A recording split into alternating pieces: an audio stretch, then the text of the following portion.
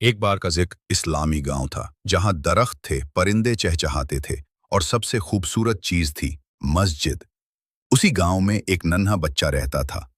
उमर उमर नेक, सच्चा और अपनी माँ का फर्माबरदार बच्चा था। एक दिन उमर की माँ ने कहा, बेटा, बाजार से आटा और खजूरें ले आना और याद रखना, सच्चाई कभी न छोड़ना। उमर ने कहा, जी अम्मी, मैं वादा करता हूँ, और खुशी खुशी चल पड़ा। रास्ते में अचानक उमर की नजर जमीन पर पड़ी। एक चमकता हुआ पर्स खुला हुआ और अंदर थे सोने के सिक्के।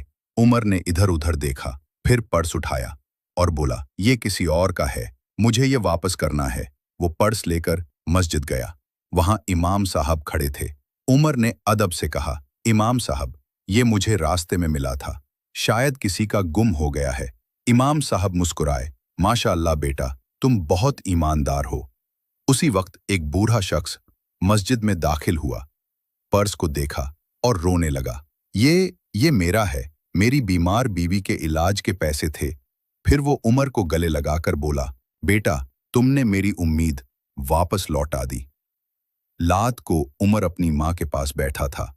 वो सारी बात खुशी से सुना रहा था।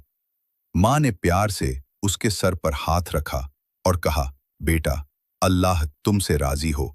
म्यूजिक एक खूबसूरत पैगाम दिखाई दिया। हमें हमेशा सच बोलना और ईमानदार बनना चाहिए।